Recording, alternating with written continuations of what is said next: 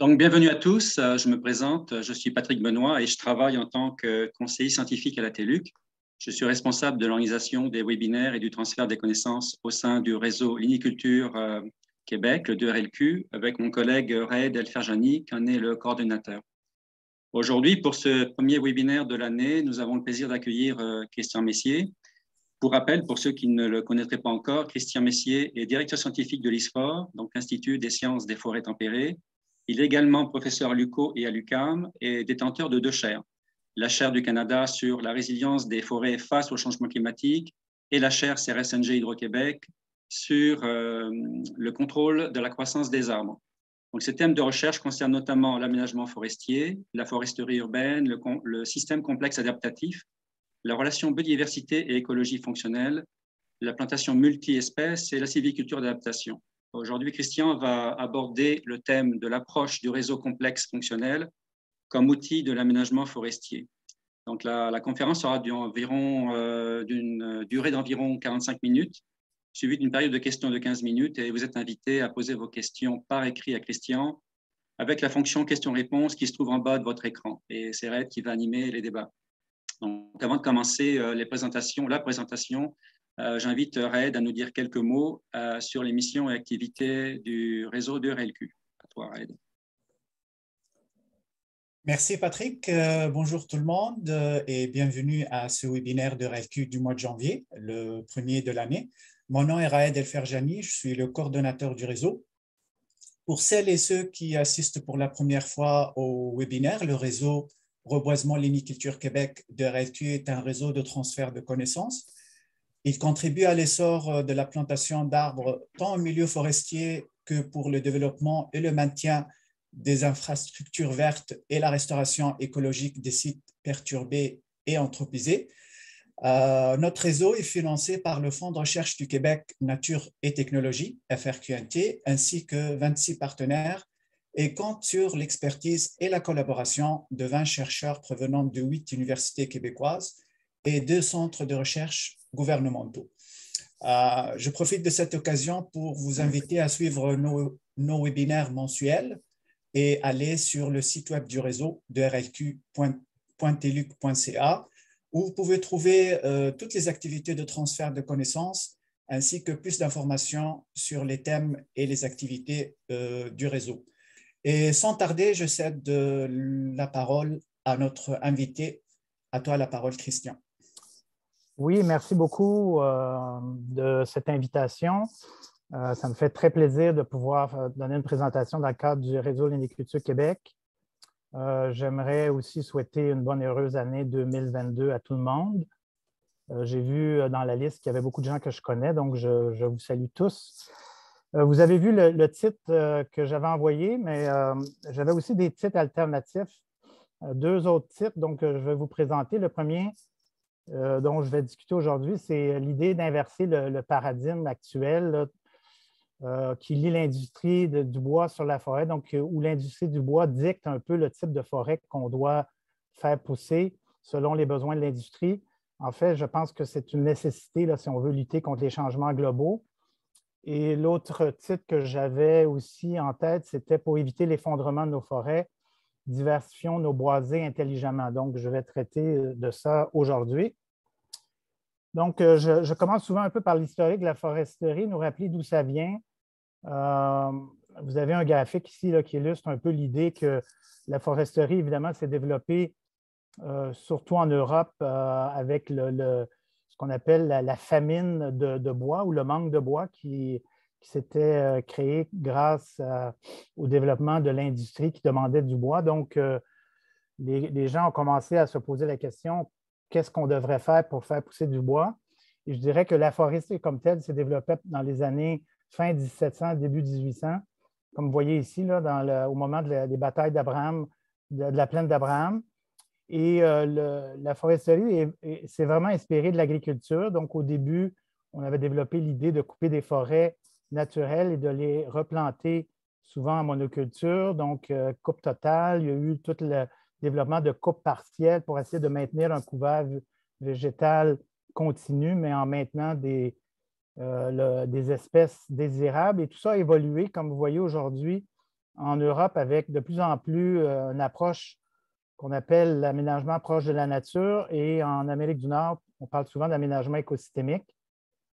Donc, il y a une progression de la foresterie très inspirée de l'agriculture vers une foresterie qui essaie de reproduire un peu les patrons de la forêt naturelle ou des patrons de ce qu'on trouve naturellement dans nos forêts. Et je pense que ça a été une évolution qui est excellente, surtout pour la protection de la biodiversité. Mais il y a un problème avec ça, et c'est la deuxième partie de ma présentation, c'est que de plus en plus, les forêts, et pas seulement les forêts, en fait, la société en général, on fait face à des nouvelles menaces qui sont causées par les changements climatiques, évidemment, mais aussi par beaucoup d'introduction d'insectes, de maladies à cause de l'augmentation de nos échanges commerciaux. Et tout ça cause un niveau d'incertitude qui augmente de plus en plus. Donc, c'est de plus en plus difficile de prédire quelles vont être les conditions, soit sociales, environnementales, écologiques, futures. Donc, de plus en plus difficile de planifier qu'est-ce qu'on doit faire dans la forêt pour essayer d'améliorer cette résilience-là de nos boisés, de nos forêts aux incertitudes futures. Ici, je vous montre des coupures de journaux. Une première dans The Guardian il y a quelques années aux États-Unis avec le titre les insectes, les maladies vont dévaster 40 ou menacent 40 des forêts des États-Unis. Donc, on le voit de plus en plus, hein, c'est quelque chose qui augmente. Un article aussi récent dans le New York Times, les insectes, les maladies sont en train de tuer nos forêts. Un article dans le Brussels Times, j'ai passé quand même pas mal de temps en Europe dans les dernières années, où on prévoit que 40 des espèces d'arbres font face à l'extinction en Europe à cause des changements climatiques, à cause des maladies et des insectes.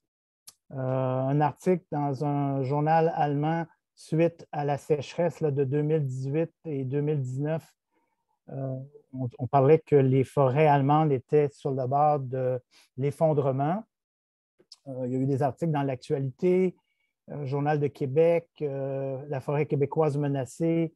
Donc, ceux qui suivent un peu la science, bien, dans la page couverture de la revue Science, décembre 2021, donc le mois dernier, il y avait le titre La mort des forêts. Et il y avait un article sur, encore une fois, les forêts allemandes, mais les forêts d'Europe centrale qui sont en train de mourir. Hein. On pense qu'on va probablement perdre peut-être jusqu'à 30-40 des arbres dans ces régions-là à cause de la sécheresse qui est suivie de toutes sortes d'épidémies d'insectes et de maladies. Quand nos écosystèmes sont affaiblis, ils se causent beaucoup de problèmes. Donc, beaucoup de menaces. On connaît les menaces causées par les changements climatiques, donc je ne vais pas beaucoup en parler. Ce que je voulais parler, c'est plutôt l'incertitude. Hein. Vous voyez ici différents modèles qui prédisent quel va être le réchauffement planétaire. Évidemment, on aimerait que ça soit le plus bas possible, mais on ne sait pas. Hein. On ne sait pas dans 20 à 30 ans, 40 ans, 50 ans, est-ce qu'on va avoir une augmentation de 1,5, 2, 3, 4, 5 degrés? Et on doit prendre des décisions aujourd'hui, ne sachant pas exactement dans quelles conditions climatiques on va se retrouver dans le futur. Et ça, c'est vraiment un défi très, très important et ma présentation porte beaucoup là-dessus. L'autre menace, c'est les maladies et les insectes exotiques. Vous avez ici une carte du monde, un article dans Nature Communication il y a quelques années qui montre là, en rouge là, les endroits où il y a beaucoup, beaucoup d'espèces exotiques envahissantes. Et malheureusement, au Canada et au Québec, on est au nord d'une zone où il y a énormément d'espèces exotiques envahissantes. D'ailleurs, un article dans Ecological Application en 2016 faisait un peu le recensement des espèces exotiques, insectes, maladies qui menacent les forêts. Il y en avait, j'ai regardé, là, quand on fait le tour, il y a au moins 25 insectes exotiques et maladies qui sont présents aux États-Unis et qui risquent d'arriver au Canada dans les 50 prochaines années et avoir un impact assez important sur nos forêts. Et je dirais que la prédiction européenne d'une perte de 40 des espèces dans les 50 prochaines années, je dirais qu'on n'est probablement pas loin de là si on voit un peu ce qui se passe en termes de changement climatique et d'insectes et de maladies exotiques. Je vous rappelle que ça, ici, on parle d'insectes et maladies qui sont présentes ou qui étaient présentes en 2016, mais à chaque année, avec les échanges commerciaux, surtout avec l'Europe et l'Asie, où on a des biomes qui ressemblent beaucoup aux nôtres, bien, on a des nouvelles insectes et des nouvelles maladies là, qui arrivent ou qui risquent d'arriver. Un article dans Science aussi qui illustrait bien le problème là, de Trumbaugh et al. En 2015, qui faisait un peu l'inventaire des problèmes en termes de changement globaux, soit les problèmes climatiques, des problèmes au niveau de stress, de déposition de produits biogéochimiques, des stress biotiques ou des stress humains. Et vous avez ici le pointillé noir qui serait le niveau de stress normaux tel qu'on a actuellement ou qu'on avait dans nos forêts, et le pointillé rouge, un stress élevé où on peut s'attendre à des mortalités importantes de nos arbres. Et vous voyez ici que leur évaluation était qu'au niveau planétaire, on aurait des stress au niveau de précipitations extrêmes, soit trop élevés ou moins élevés, des feux, évidemment, qui vont augmenter, la demande en bois qui va augmenter et qui va causer de la déforestation, et les insectes et les maladies qui vont envahir, exotiques, qui vont augmenter. Il y a aussi des problèmes d'acidification dans certaines parties du monde. Donc, vous voyez un peu la situation. Et eux concluaient que toutes les forêts du monde sont en fait confrontées à des nouveaux stress sous forme de changement climatique, pollution atmosphérique et des ravageurs envahissants. Donc, c'est des nouveaux stress pour lesquels les forêts actuellement ne sont souvent pas bien préparées. Un autre article plus récent, Seidel 2018, Nature Climate Change, faisait un peu la même chose, montrait un peu les risques d'augmentation des perturbations et les interactions avec les changements climatiques, sauf qu'il le faisait pour différentes régions du globe. Et si on regarde l'Amérique du Nord qui nous intéresse particulièrement, ce qui risque d'arriver quand vous avez des choses en rose, c'est des augmentations importantes de ces perturbations-là, donc de sécheresse, encore une fois, le feu, des pathogènes, des insectes, donc un peu la même chose. Et je pense on est dans cette situation-là aujourd'hui où on doit prendre des décisions actuellement basées sur des connaissances limitées de ce qui va se produire dans le futur, mais ce qu'on sait, c'est qu'il va y avoir plus de sécheresse, plus de feu, plus de pathogènes, plus d'insectes, plus d'incertitudes, plus de variations. Et tout ça va avoir des impacts quand même assez importants sur la santé et le fonctionnement de nos écosystèmes forestiers. Et dans cet article-là, il concluait que les écosystèmes et les sociétés doivent se préparer à un avenir où les forêts vont être de plus en plus perturbées. Donc, chaque décision qu'on prend ou qu'on devrait prendre devrait être dans l'optique que les perturbations vont augmenter, dans toute une panoplie de conditions et que souvent, on ne sait pas exactement ce qui va se produire. On ne peut pas prédire exactement. Donc, le niveau d'incertitude est très élevé. Ici, une figure que j'aime montrer là, qui fait la synthèse de plusieurs articles, là, mais qui montre la relation diversité-complexité que vous avez sur l'axe des X et résilience que vous avez sur l'axe des Y. Et vous allez comprendre, ce n'est pas très compliqué, mais plus vous avez une forêt diversifiée et complexifiée avec beaucoup d'interactions au niveau des échanges trophiques, etc., plus vous avez une forêt qui est résiliente et plus elle va être capable, lorsqu'on va perdre des espèces qui vont mourir à cause de sécheresse, d'inondations, d'insectes, maladies, etc., bien, on va perdre des espèces, on va perdre de la complexité, mais comme on a de la redondance et on a une forte diversité, on prévoit que dans la plupart des cas, on va maintenir une bonne capacité de fonctionnement de l'écosystème, donc une bonne capacité des services. Si vous avez une forêt B, par exemple, qui est un peu moins diversifiée, vous allez peut-être vous retrouver, encore une fois, à perdre un peu des fonctions et des services ou de la résilience, mais vous êtes toujours dans le point de la courbe où il y a quand même un effet qui est minime. Mais si vous êtes dans une situation comme la forêt C, où vous avez très peu d'espèces ou même des monocultures, vous êtes à une perturbation près de ce qu'on appelle un effondrement. Donc, ça, c'est bien connu. On connaît ça. On sait que c'est la situation actuelle. Peut-être que dans le passé, on avait moins de d'inquiétude sur des perturbations nouvelles qu'on n'avait pas prévues, mais je pense qu'aujourd'hui, on se doit, quand on fait un aménagement, planifier, prévoir qu'on va avoir plusieurs perturbations possibles et surtout beaucoup d'incertitudes sur ces perturbations-là. Donc ça venait d'un article là, aussi que j'avais écrit avec certains collègues là, sur comment éviter l'effondrement de nos écosystèmes forestiers. Donc, la conclusion, c'est que les forêts à faible diversité et de faible complexité ont tendance à avoir une faible résilience et aussi à fournir des services écosystémiques inférieurs. Ça, je vais revenir là-dessus. Donc, c'est un peu le problème. On fait face à ces défis-là. C'est un peu déprimant, je dirais, mais en même temps, on a des solutions et je pense qu'il faut toujours essayer de rester positif et d'aller vers trouver des solutions pour essayer d'améliorer la situation actuelle. Donc, ce qu'il faut faire, c'est augmenter la résilience en diversifiant intelligemment. Donc, je l'avais mentionné dans mon titre. Donc, je crois personnellement que notre meilleur allié face à l'incertitude, c'est la diversité dans ce cas-ci de nos arbres et de la diversifier de façon intelligente pour s'assurer qu'on va être un peu immunisé, pour reprendre un terme qu'on utilise beaucoup ces temps-ci, donc un peu immunisé contre des perturbations connues et même des perturbations inconnues.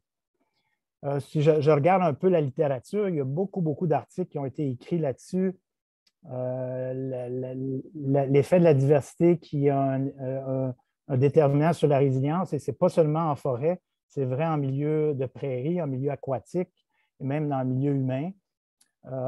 Ici, un article qui parle que la diversité des arbres réduit l'herbivorie par des insectes forestiers. Donc, beaucoup d'études qui ont été faites là-dessus. Un article très récent que j'ai mené avec un réseau de chercheurs qui a été publié là, juste au début de l'année dernière, qui faisait un plaidoyer d'augmenter la diversité dans nos plantations un peu partout dans le monde pour augmenter la résilience et la multifonctionnalité. Juste vous montrer ici un graphique qui faisait la synthèse là, de ce que la littérature montre. Vous avez ici en haut des forêts d'une espèce, ici en bas des forêts de plusieurs espèces. Et dans tous les cas qu'on regarde la sécheresse, les feux, les pathogènes ou les différents types de perturbations, en moyenne, les forêts monocultures sont beaucoup plus susceptibles que des forêts plus diversifiées. Donc, sachant qu'on s'en va vers un futur où les perturbations vont augmenter, notre meilleure assurance, évidemment, c'est d'avoir une diversité d'espèces. Et en plus, beaucoup d'études, et là j'en montre une qui faisait la synthèse au niveau mondial, mais beaucoup d'études qui montrent en plus que des forêts diversifiées en moyenne par rapport à des forêts d'une espèce sont plus productives. Et ici, cette étude-là dans Science faisait la synthèse d'à peu près 800 000 placettes permanentes qui ont été analysées dans plusieurs pays en éliminant l'effet climatique et l'effet espèce, excusez-moi, en ramenant ça sur un pourcentage. Mais ce que l'article démontrait, c'est que moins il y a des espèces dans vos forêts, moins vous avez des forêts productives. Donc, deux facteurs importants pour augmenter la diversité dans nos forêts, c'est qu'ils sont plus productives et ils sont plus résilientes. Et tout ça nous ramène à un concept que peut-être qu'on ne discute pas assez souvent, qui est bien connu en écologie, qui est le concept de l'effet portfolio, qui vient en fait d'un concept en économie. Hein, tous ceux qui sont un peu plus âgés et qui avons investi de l'argent dans des fonds pour la retraite, on nous a toujours dit, ne mettez pas tous vos œufs dans le même panier, diversifiez vos investissements. Et l'idée, évidemment, c'est de plus on diversifie nos investissements dans des domaines qui sont différents et qui ne réagissent pas de la même façon à des perturbations économiques, mais plus on va avoir un rendement peut-être pas maximal, mais au moins stable et sécure. Et je pense qu'au niveau des arbres, c'est la même chose. Donc, il faudrait commencer à diversifier nos forêts de façon intelligente. Et ça, je vais vous expliquer comment on peut faire pour réduire les risques futurs, sachant qu'on s'en va dans une zone de turbulence en termes de perturbation et surtout en termes d'incertitude. Donc, pensez comme si vous étiez en train d'investir dans votre portfolio financier. Est-ce que vous allez tout mettre votre argent dans Tesla ou dans les banques ou dans les mines? Habituellement, on va dans différents domaines et je pense que l'idée est la même au niveau forestier. Un autre concept important qui m'est apparu quand même assez évident, c'est ce paradigme-là très fort où l'industrie du bois, à cause de besoins bien particuliers, à cause de normes qui sont développées au cours des années bien particulières, exige de nos forêts des types d'arbres et des types d'espèces bien particulières. Et ce que j'appelle le paradigme, que donc l'industrie du bois dicte le type de forêt ou d'arbres qu'on doit pousser, même le type de forêt. Et souvent, ça cause une simplification de la forêt. Ça favorise l'aménagement ou la plantation de seulement un certain nombre d'espèces d'arbres. Et tout ça a favorisé ce que j'appelle la simplification de nos forêts, ici au Québec, au Canada, mais aussi beaucoup dans le monde, et a donc rendu nos forêts beaucoup plus fragiles, moins résilientes face aux changements globaux. Et donc, je pense qu'il faut inverser cette relation-là. La relation est vraiment une relation qui était top-down, hein, l'industrie du bois qui dicte au niveau mondial c'est quoi les espèces qu'on devrait avoir ou qu'on a besoin. Je pense qu'on devrait avoir une relation qui est beaucoup plus bottom-up, où dans chaque région du globe, en fonction des perturbations prévues, en fonction de l'incertitude, en fonction des espèces, on devrait maximiser la diversité des forêts et demander à l'industrie forestière de s'adapter aux espèces d'arbres qu'on va faire pousser, qui vont augmenter la résilience de nos forêts. Et avec les technologies actuelles, c'est de plus en plus possible. Et d'ailleurs, j'ai un étudiant en doctorat avec un professeur en architecture de McGill qui travaille là-dessus avec l'idée qu'on peut développer, construire des maisons avec toutes sortes de bois, avec toutes sortes d'espèces et que l'industrie peut s'adapter. Et pensons aussi avec tous les nouveaux produits là, qui sont en train de se développer.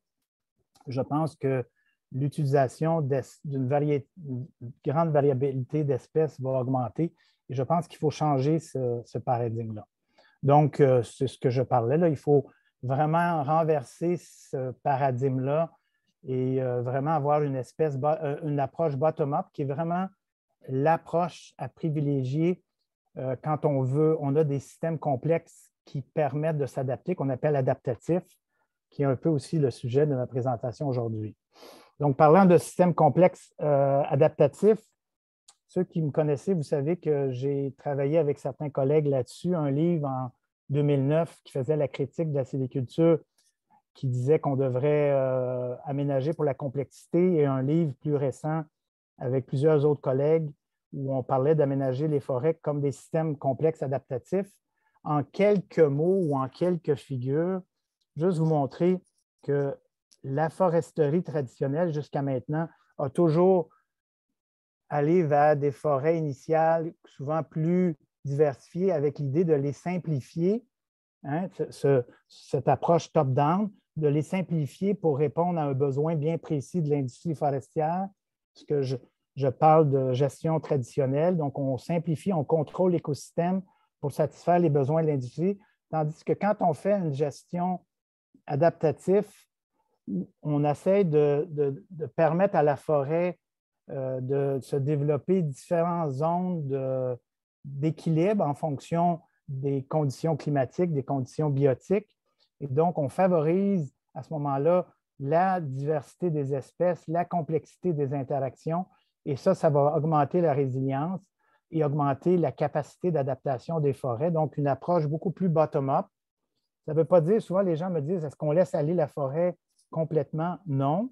On peut à ce moment-là intervenir en favorisant la plantation ou via la régénération naturelle d'un certain nombre d'espèces.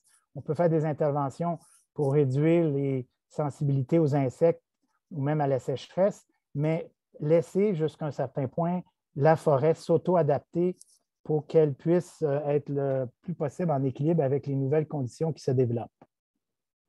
Donc, dans cet article-là, il y a quelques années, on parlait un peu de rééducation du forestier.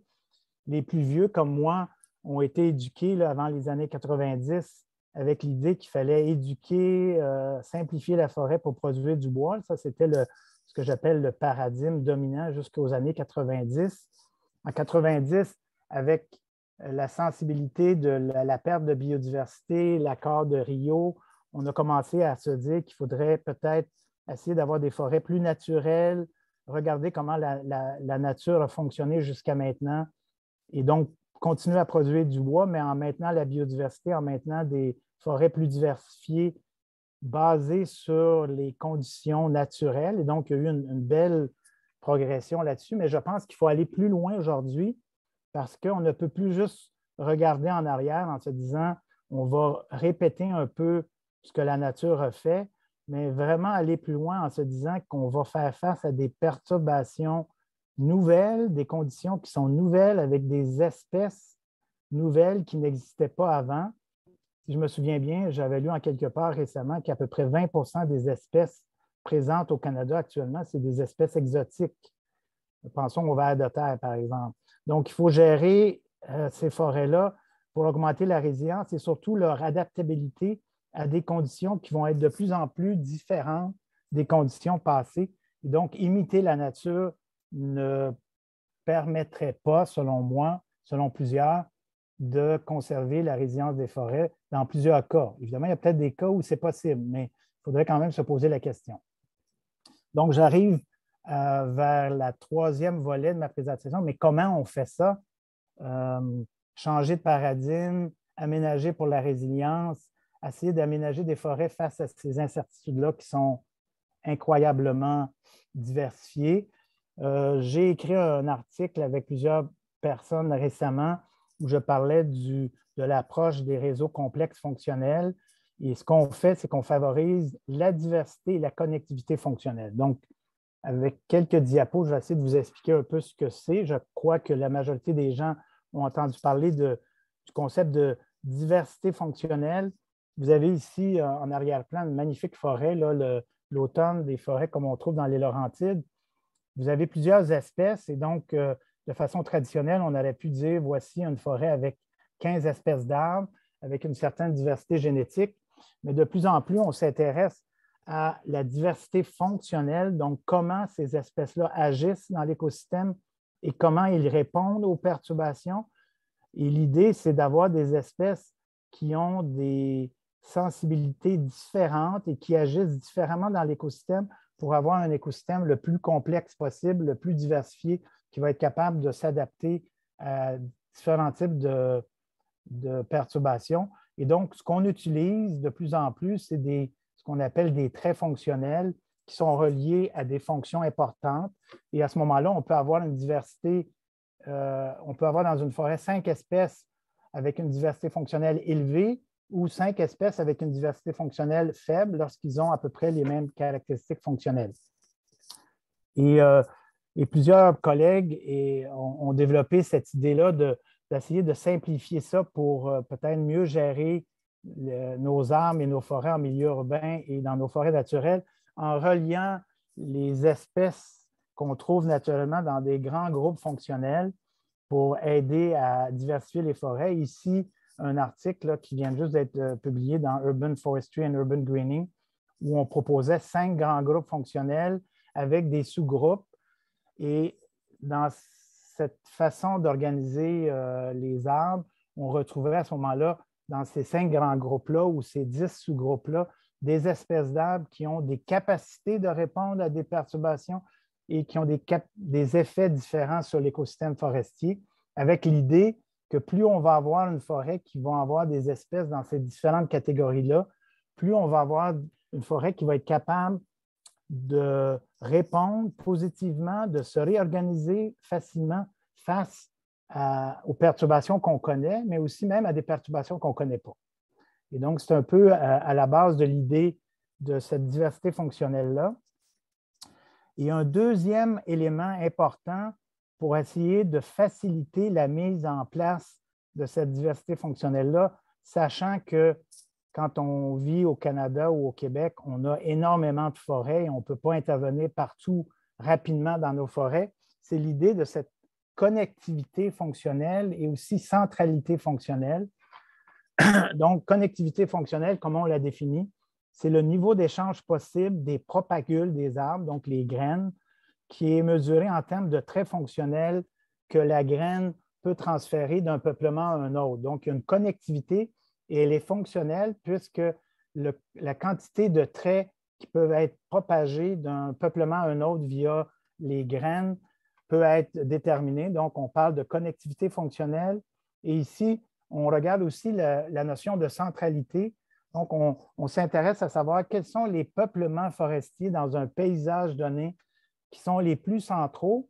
Et à ce moment-là, on se dit qu'on devrait intervenir dans ces peuplements les plus centraux-là pour augmenter la diversité fonctionnelle. Et de cette façon-là, on va avoir un impact beaucoup plus grand sur le paysage, puisque ces peuplements centraux-là sont connectés à plusieurs autres peuplements dans le paysage. Donc, je vais vous expliquer un peu comment on fait ça. Vous avez ici, par exemple, un paysage très simple, hein, différents types de forêts qui sont soit attachés ici un à côté de l'autre ou qui sont séparés par des champs agricoles ou des villes. Et vous avez ici, pour chaque peuplement, une diversité d'espèces, une diversité fonctionnelle. Et le lien ici, c'est la connectivité fonctionnelle. Donc, c'est la quantité de traits qui peut être transférée d'un peuplement à l'autre via les graines, sachant la capacité de dispersion des espèces. Donc, vous avez ici, par exemple, des espèces qui peuvent se disperser d'un peuplement à l'autre. Et plus le trait dans ce graphique-là est large, plus il y a des traits, plusieurs traits qui peuvent être transférés. Donc, on détermine une connectivité fonctionnelle basée sur cette capacité de dispersion des graines. Et je vais vous montrer un exemple comment on peut utiliser ça. Vous avez le même graphique ici. Avant intervention forestière, on a une certaine diversité fonctionnelle, disons 2,7. Le chiffre n'est pas très important, mais en termes relatifs, ça l'est. Vous avez une connectivité fonctionnelle qui est la somme des flèches ici qui permet à des échanges entre les peuplements s'il y a des perturbations au niveau des graines. Et ce qu'on peut faire dans ce peuplement-là, c'est déterminer quels sont les peuplements centraux. Donc, ces peuplements-là ici que vous voyez, ces trois-là sont quand même assez centraux. Ici, on vient ajouter des espèces par la plantation ou par la régénération de ces forêts-là en augmentant la diversité des traits. On peut intervenir sur seulement une proportion du paysage et augmenter de façon importante, pas seulement la diversité fonctionnelle, mais surtout la connectivité fonctionnelle. Et ce faisant, si par exemple une épidémie ou une sécheresse vient détruire des peuplements ici autour, qui sont des peuplements peu diversifiés, vous allez avoir des peuplements qui ont une forte diversité d'espèces, qui vont être capables de disperser leurs graines et venir régénérer de façon naturelle ces forêts-là. Et donc, j'aime parler de vaccination de nos forêts. Donc, il faut vacciner nos forêts contre les changements globaux pour augmenter leur immunité face aux perturbations qui s'en viennent. Donc, ça, c'est une illustration simplifiée, mais de l'approche qui utilise le concept de diversité fonctionnelle avec des concepts de connectivité, de réseaux graphiques complexes pour déterminer où intervenir de façon efficace pour avoir le plus d'impact pour vraiment venir augmenter la résilience, pas seulement des peuplements dans lesquels on est intervenu, mais même des peuplements autour qui vont bénéficier de cette augmentation-là de diversité fonctionnelle. Donc, on a commencé à faire des travaux là-dessus en utilisant des modèles de simulation. On a fait un projet avec la forêt Haliburton en Ontario, qui est une forêt d'environ 40 000 hectares. Et on a publié un article récent là-dessus où chaque peuplement, on a caractérisé les espèces, la diversité fonctionnelle, comme vous voyez ici. Après ça, on a caractérisé la connectivité fonctionnelle, la centralité aussi. Vous avez ici, chaque bulle est un peuplement ou un groupe de peuplements. Et les liens ici, c'est la connectivité fonctionnelle, capacité d'échange des graines et les traits qui sont véhiculés par ces graines-là. Et on s'est amusé à regarder différents niveaux d'intervention forestière, de aucune intervention jusqu'à 40 du paysage où on devrait peut-être faire des interventions forestières, excusez-moi, avec un aménagement qui serait des coupes de faible intensité, des coupes de forte intensité que vous voyez ici, de 0 à 40 %, mais sans plantation. Ici, avec des plantations d'arbres, d'espèces qui vont augmenter la diversité fonctionnelle, donc des espèces qui ont des caractéristiques fonctionnelles intéressantes, qui sont dans des groupes fonctionnels peu présents, donc faible plantation ou forte plantation. Et vous avez ici l'effet de ces stratégies-là avec l'augmentation de l'intensité de l'aménagement sur la connectivité fonctionnelle et la diversité fonctionnelle. Et l'aspect intéressant ici pour des forestiers comme moi, c'est que l'aménagement forestier, au lieu d'avoir un effet négatif dans ces forêts-là, si on le fait avec l'idée d'augmenter la diversité fonctionnelle et la connectivité fonctionnelle, peut avoir un effet bénéfique. Donc, l'augmentation de l'aménagement forestier dans un territoire donné pourrait augmenter à la fois la diversité fonctionnelle et la connectivité et rendre à ce moment-là le paysage ou la forêt plus résiliente. On est en train de développer une application, un outil qui va permettre de calculer la diversité fonctionnelle de boisés privés, par exemple, connectivité fonctionnelle, la vulnérabilité, évaluer différents niveaux de service. Et en fait, l'outil va permettre d'intervenir dans des forêts privées de différentes grandeurs afin d'augmenter la résilience. Et on a déjà testé cette amorce d'outils-là dans ma forêt. Vous avez ici, moi je vis en Outaouais, vous avez ma forêt, 40 hectares, où on a la caractérisation ici des espèces selon les 5 grands groupes fonctionnels. Donc, vous voyez, j'ai une forêt relativement diversifiée. J'ai à peu près 15 espèces d'arbres, mais beaucoup d'espèces dans ce groupe de conifères et surtout des conifères n'ayant pas de bonne tolérance à la sécheresse. C'est surtout du sapin avec un peu de pruche et de cèdre. Et donc, l'idée dans cette forêt-là, en utilisant l'outil, c'est de pouvoir intervenir au niveau spatial dans différentes régions du peuplement en créant des trouées d'assez bonnes dimensions, en introduisant des espèces de groupes fonctionnels qui ne sont pas ou peu présents dans ces trouées-là et regardant la connectivité fonctionnelle de ces graines-là. Ici, j'ai fait un cercle qui illustre la zone d'influence de ces trouées-là. Bien, ces nouveaux peuplements-là, avec ces nouvelles espèces-là, ont un impact sur l'ensemble de ma forêt. S'il y a des perturbations, des sécheresses qui viennent perturber ma forêt, il va y avoir des nouvelles espèces avec des nouveaux groupes fonctionnels qui vont pouvoir venir régénérer ma forêt sans que j'aie besoin d'intervenir pour maintenir un couvert forestier, une forêt fonctionnelle. Donc, c'est un peu l'idée. On peut faire la même chose aussi au niveau d'un paysage beaucoup plus grand. Ici, vous êtes dans les Bois Francs. Vous avez, je m'excuse, vous avez ici un paysage forêt avec l'agriculture. Donc, on peut faire la même chose, caractériser diversité fonctionnelle de tous ces peuplements-là, connectivité fonctionnelle, et en regardant les endroits centraux dans le paysage, on pourrait avoir des plantations mixtes dans des régions bien déterminées, faire de l'enrichissement dans d'autres sites, ou même de la sylviculture si on a des espèces qui sont peu abondantes, mais qui ont des traits fonctionnels importants, on pourrait peut-être les favoriser. Et à ce moment-là, intervenir de façon ciblée, augmenter la connectivité fonctionnelle, la diversité fonctionnelle, et à ce moment-là, augmenter la résilience du territoire. Je vais terminer en vous disant que je travaille actuellement avec des collègues européens en utilisant un outil Restore qui a été développé en Suisse avec Google qui vise à essayer de caractériser l'ensemble des forêts du monde dans l'optique de la restauration. Donc, je travaille avec Jean-François Bastin qui avait écrit cet article-là dans Science en 2019 qui regardait quel était le potentiel de restauration des arbres au niveau mondial. Et donc, on a un projet assez ambitieux de refaire cette analyse-là au niveau mondial, mais en regardant la diversité fonctionnelle, la connectivité fonctionnelle et peut-être cibler à différents endroits sur la planète les endroits où on devrait planter des arbres, les espèces qu'on devrait planter pour maximiser la diversité fonctionnelle ainsi que la connectivité fonctionnelle. Donc, quelques conclusions, puis après ça, je vais prendre des questions.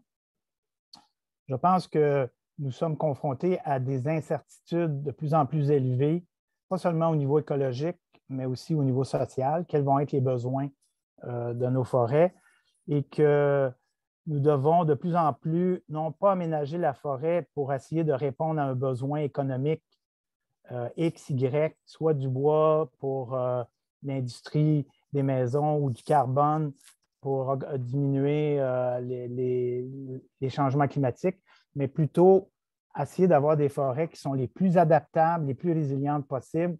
Donc, je pense qu'il faut, de façon très importante, inverser le paradigme actuel où c'est l'industrie du bois qui dicte le type d'espèces qu'on devrait planter, mais plutôt, ça devrait être l'inverse. Et je pense que ce que je propose aujourd'hui, c'est comme une approche en utilisant les réseaux complexes fonctionnels, donc une approche qui permet d'inverser ce paradigme-là et de bâtir des forêts qui vont être plus résilientes pour le futur, pas seulement en fonction de changements connus, comme les changements climatiques, mais en fonction de toute l'incertitude qui existe et qui est en augmentation. Merci beaucoup. Je vais prendre les questions. Merci beaucoup, Christian, pour cette présentation très riche en informations. Alors, sans tarder, on va passer aux questions de notre audience et il y en a déjà pas mal. Je vais commencer avec un commentaire de Marie-Josée Martel qui mentionne que n'oublions pas les espèces exotiques envahissantes végétales, la menace du nord-prin, tout à fait. Bourdaine pour le boisé du sud du Québec, principalement en Estrie, est déjà une réalité à titre d'exemple. Oui, tout à fait. Les espèces végétales, les espèces animales envahissantes ou même le fait qu'on ait dans certaines régions des populations de chevreuils tellement élevées que la régénération de nos forêts est menacée. En tout cas, en Europe, ils le vivent de façon très, très importante. Donc, il y a beaucoup, beaucoup de menaces.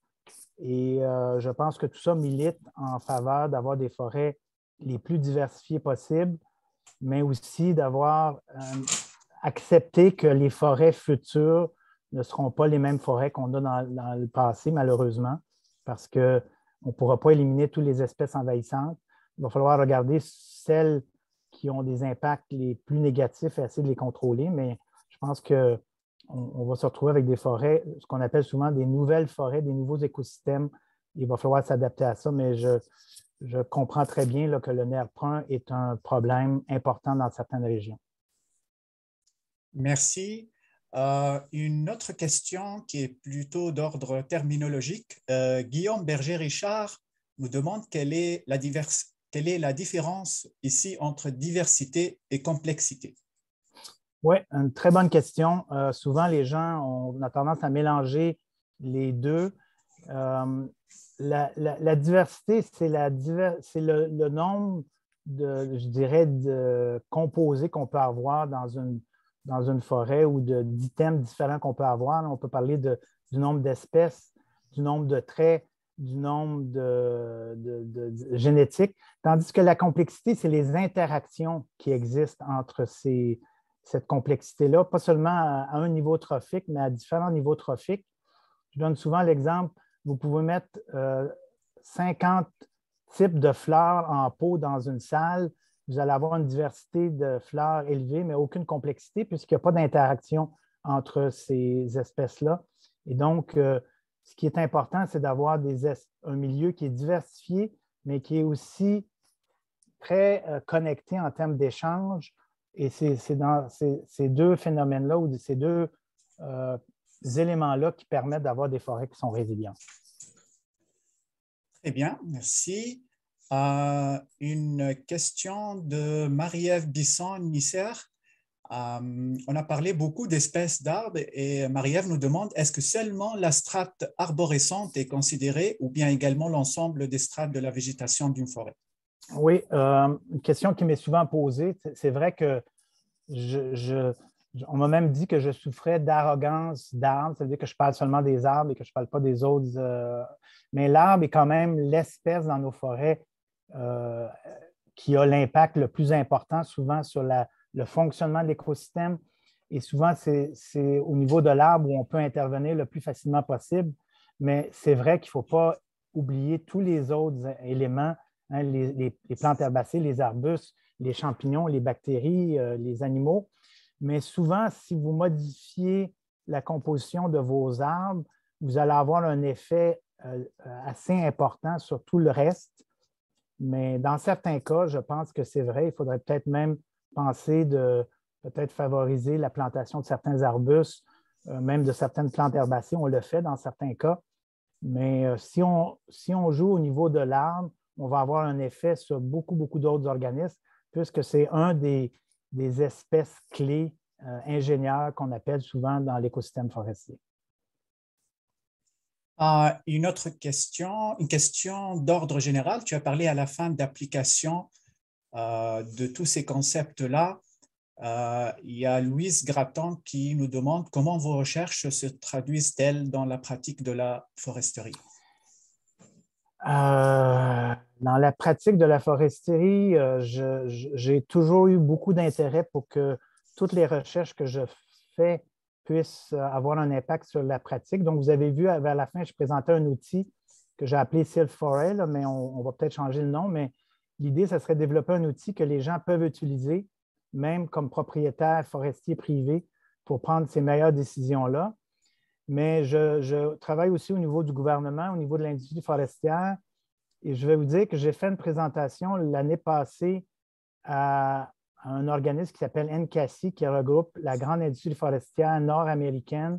J'ai présenté ces concepts-là et il y a 3 grandes industries canadiennes ou compagnies qui vont me financer pour essayer de tester cette approche-là dans 3 grandes forêts ou régions du Canada. Donc, je crois qu'il y a un intérêt pour cette approche-là, pas seulement de la part de chercheurs, mais même de la grande industrie forestière. Et pour moi, c'est une très bonne nouvelle. Et ça montre que je pense que les gens sont sensibles aux défis qui s'en viennent. Peut-être terminer en disant qu'en Europe, beaucoup, beaucoup d'intérêt pour cette approche-là, en Belgique, en Allemagne, puisque, comme je l'ai montré, eux font face à des défis très, très importants. Et on se pose la question dans ces pays-là, comment changer le régime actuel de gestion des forêts? Et l'approche que j'ai proposée semble les intéresser. En tout cas, j'ai beaucoup de questions et beaucoup de collaboration avec ces pays-là. Oui, une question peut-être complémentaire à la précédente. C'est une question de Guillaume Berger-Richard. Combien ça coûterait d'implanter cela en forêt? C'est en quelque sorte, est-ce que peut-être ça coûterait plus cher ou moins cher? Est-ce que ça coûterait plus cher? Peut-être, peut-être pas. En fait, il faudrait... Moi, je dirais que dans un premier temps, il faudrait prendre toutes les subventions qui existent actuellement qu'on a en forêt privée ou même en forêt publique. Et au lieu de favoriser la simplification de nos forêts, allons-y vers favoriser une augmentation de la diversité des espèces. Mais la question au niveau de la faisabilité sociale et de la faisabilité économique est importante.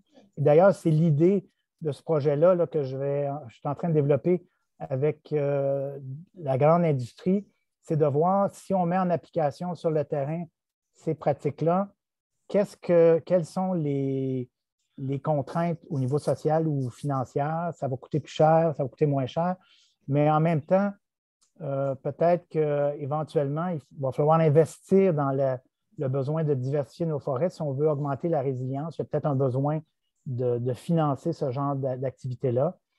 Et je pense souvent là, à l'objectif de planter 2 milliards d'arbres qui a été annoncé par le gouvernement libéral.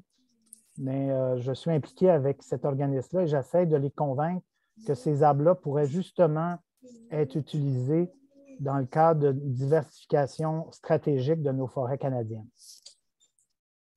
Merci, Christian. Une autre question qui nous vient d'Arthur Novikov. C'est écrit en anglais, je vais essayer de la traduire en français. Merci beaucoup, Christian. C'est quoi le rôle des semences dans la restauration du paysage forestier? Première question. Et la deuxième partie de la question, c'est quoi l'approche c'est quoi la meilleure approche? Est-ce que c'est la restauration du paysage forestier ou l'aménagement adapté des forêts? Bien, habituellement, je suis contre l'idée d'avoir une approche qu'on applique partout, hein. Je dirais qu'il faut aller voir à chaque région, chaque cas, se poser la question, qu'est-ce qui est le plus approprié? Dans certains cas, il y a peut-être une approche plus au niveau du paysage qui pourrait être mis de l'avant. Ça dépend si on a un regroupement d'individus qui veut aménager leur forêt au niveau du paysage. Dans d'autres cas, ça peut être peut-être plus ciblé. La question des graines, c'est quand même très, très important, hein. Les forêts se régénèrent naturellement, c'est beaucoup moins coûteux. Et donc, mon approche est beaucoup basée sur le fait qu'on devrait favoriser la régénération naturelle, utiliser la capacité régénérative de nos forêts, des espèces qui sont là. Mais dans certains cas, les forêts n'ont pas des espèces de certains groupes fonctionnels. Ces espèces-là ne sont pas présentes. À ce moment-là, il faut les planter dans un premier temps. Mais une fois que ces espèces-là vont devenir matures, produire des graines, on pourrait entrer dans un processus de régénération naturelle. Merci. Une question de François Hébert. Pourrait-on envisager planter des espèces exotiques dans le domaine bioclimatique de l'épaissière pour améliorer la diversité fonctionnelle? Oui, ça, c'est une des questions les plus difficiles qui m'empêche quelquefois de dormir. J'ai de plus en plus tendance à penser que oui, qu'on devrait commencer à penser de faire de la migration assistée. Dans un premier temps, on devrait faire une migration assistée d'espèces nord-est américaines. Je pense qu'on pourrait, par exemple, commencer à monter des espèces qui sont présentes dans la forêt tempérée en forêt plus boréale. Avec les changements climatiques, c'est possible. Peut-être regarder des espèces qui sont présentes dans le nord-est des États-Unis et qu'on pourrait planter dans le sud du Québec. Donc, de faire une certaine migration assistée d'espèces qui existent déjà dans ce que j'appellerais le nord-est américain. Je n'irai pas pour commencer à planter des espèces européennes ou asiatiques. Je pense qu'on a assez d'espèces dans notre région pour faire ce genre de migration assistée-là. Mais je pense qu'on est rendu là avec l'adaptation de nos forêts, de commencer à faire de la migration assistée. Merci. Une question de Yann Boucher. Comment concilier le changement de la composition des forêts et son impact sur la biodiversité y étant associé? Oui. Ça, c'est la première partie de la question. Et ouais. La deuxième partie, à quel rythme devons-nous réaliser cette transition sans trop affecter les communautés d'espèces associées à la composition actuelle? Merci Yann. Question très, très, très, très difficile.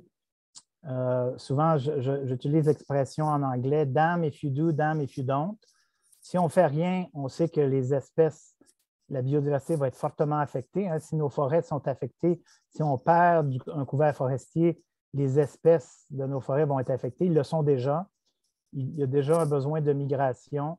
Donc, je pense que ce que je propose, c'est vraiment de viser à maintenir l'écosystème forestier, le couvert forestier le plus viable possible, sachant que c'est ce qui est garant d'une diversité intéressante ou importante. Mais est-ce qu'on va être capable de conserver la biodiversité qu'on a actuellement? Non. Il va y avoir des changements, il va y avoir des migrations, il va y avoir des espèces qui se déplacent.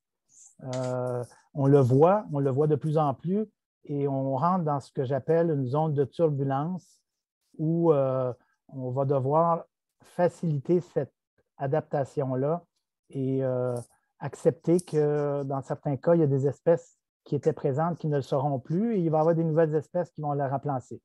Et je dis souvent aussi que même les sacro-saintes forêts protégées qu'on a ont mis en place difficilement au Québec ou dans le monde, dans certains cas, il faut voir est-ce que ces forêts-là sont résilientes, est-ce qu'ils s'en viennent?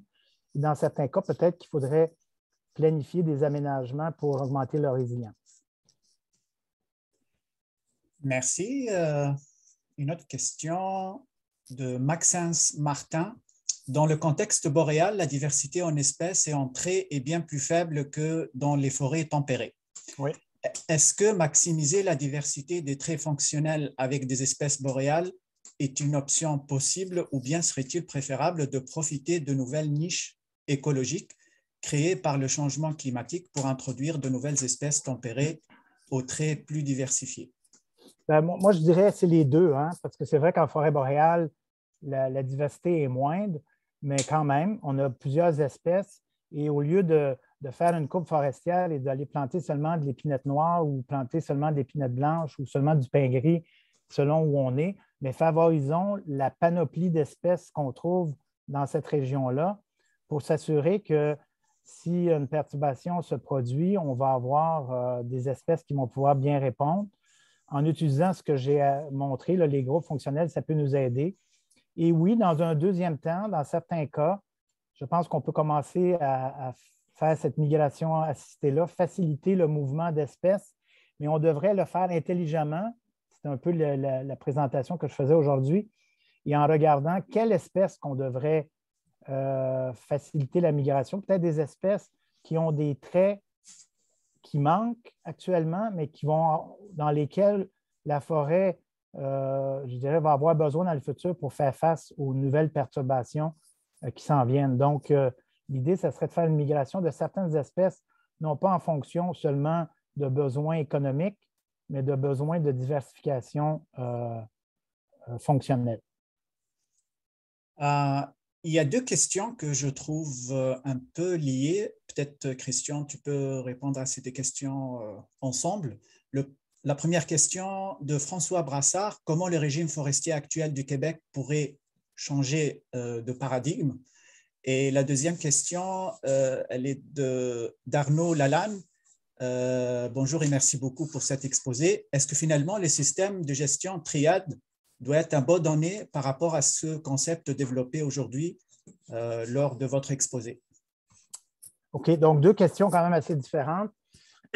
Bon, comment changer le régime forestier actuel? Bien, ça demande une volonté politique importante, hein, de dire la façon de gérer les forêts actuellement ne répond plus aux besoins, aux défis actuels et il faut changer cette façon-là.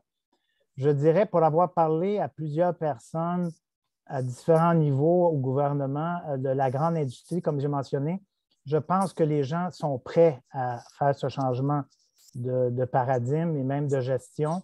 Les gens ont besoin, les gens ont besoin d'outils, de solutions. On sait qu'on fait face à des perturbations ou une zone de turbulence qui va augmenter dans le futur. Et je pense qu'on est prêt. Et je le vois surtout en Europe. Ils ont eu un événement très, très, très catastrophique, là, la sécheresse de 2018. Et là, on voit que les gens veulent changer. Je pense que nous, on va avoir des perturbations comme ça et ça va faciliter le besoin de changer. Rapidement sur la triade, c'est une très bonne question puisque j'ai beaucoup poussé la triade pendant longtemps. Je pense que la triade peut être adaptée à ce que j'ai proposé. Par exemple, les plantations pour augmenter la productivité forestière, au lieu de faire des plantations d'une espèce, on peut faire des plantations mixtes. On peut faire des plantations d'espèces qui ont des traits fonctionnels qui manquent dans le paysage et placer ces plantations-là de façon stratégique à permettre d'augmenter la connectivité fonctionnelle. Donc, j'avoue que je suis en train de monter un projet qui va essayer d'évaluer comment adapter la triade à ces nouveaux principes-là et voir comment elle pourrait aider à augmenter la résilience de nos forêts et pas seulement à maintenir la productivité forestière. Très bien.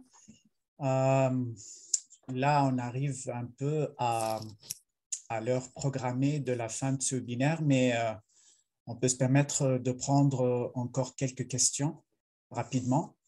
Une question de Lisa Venier en anglais. How do you manage trade-offs between stand level diversity complexity and landscape level diversity and complexity? Je vais répondre en français, je pense, mais je ne suis pas sûr qu'on a besoin nécessairement d'un trade-off, comme on dit ça en français, j'oublie. Un compromis? Un compromis. Je pense que les deux sont très importants. On parle de diversité alpha, bêta, gamma. Il faut une diversité à l'intérieur du peuplement, mais il faut aussi une diversité entre les peuplements. Un des concepts importants que je n'ai pas parlé beaucoup, c'est la modularité. On a besoin de paysages qui permettent de diminuer les risques de propagation de feu ou les risques de propagation d'insectes et de maladies. Et comment on fait ça? C'est en ayant un paysage qui est modulaire, en augmentant la modularité. Ça veut dire de ne pas avoir le même type de diversité de peuplement qui se reproduit constamment sur des échelles spatiales plus élevées. Et ça peut être planifié aussi. Je n'en ai pas parlé aujourd'hui parce que je me disais que c'était déjà assez riche en informations. Mais ça, c'est quelque chose qu'on doit planifier.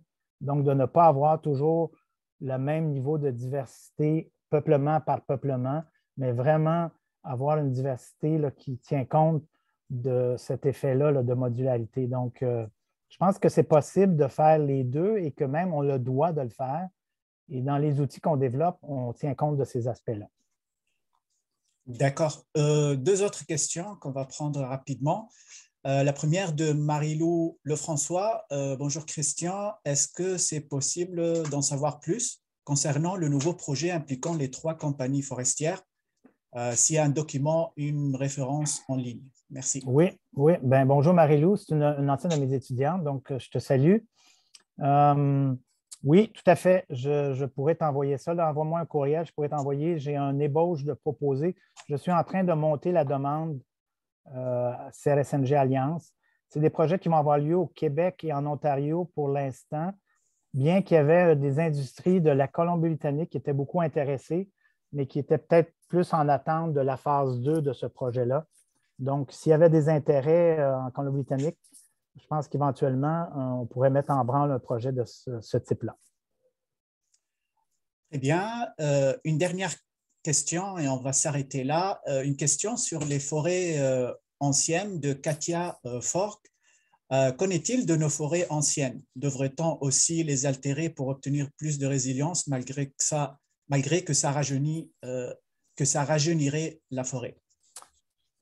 Oui, moi, je dis qu'il faut évaluer chacune de nos forêts anciennes, à voir quelles sont la composition de ces espèces-là.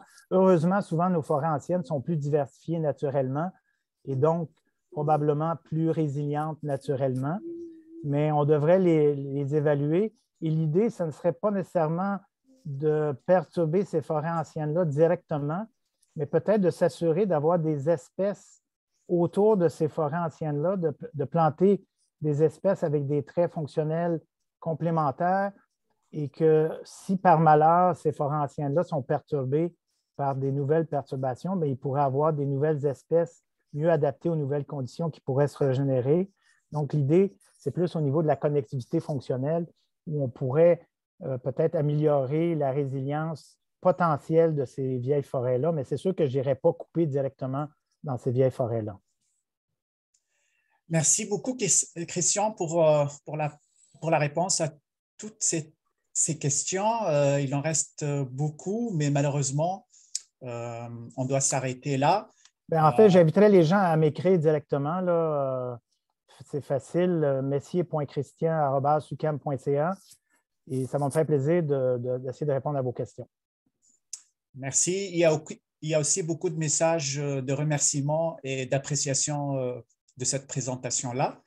Et je vais céder la parole à mon collègue Patrick Benoît pour clore ce webinaire et pour annoncer le thème du prochain webinaire de RLQ. À toi la parole, Patrick. Oui, merci Raed, et puis merci à Christian Messier pour cette conférence très intéressante et puis très inspirante, plein de sources de réflexion pour tout le monde. Donc, comme ça a été demandé dans la discussion, donc ce webinaire sera disponible prochainement sur notre chaîne YouTube. Là. Simplement aller sur le site internet du RLQ, donc 2rlq.teluc.ca, et puis vous allez dans la catégorie webinaire thématique et vous allez retrouver ce webinaire. Donc, comptez une quinzaine de jours avant qu'il soit en ligne. Alors, pour le prochain webinaire, qui est programmé le 15 février prochain à 10 h, nous allons inviter 3 chercheurs à venir présenter leur travail de recherche. Et ça sera sur la thématique de l'aménagement et des services écosystémiques des systèmes agroforestiers en milieu agricole. Alors, ce webinaire sera animé par David Rivest, qui est professeur à l'UQO et chercheur à l'ISFOR. Et nous aurons donc 3 intervenants. Geneviève Laroche, qui est chercheuse postdoctorale à l'Université de Laval, qui nous parlera des outils d'aide à la décision territoriale pour l'aménagement de systèmes agroforestiers intercalaires dans une perspective écosystémique.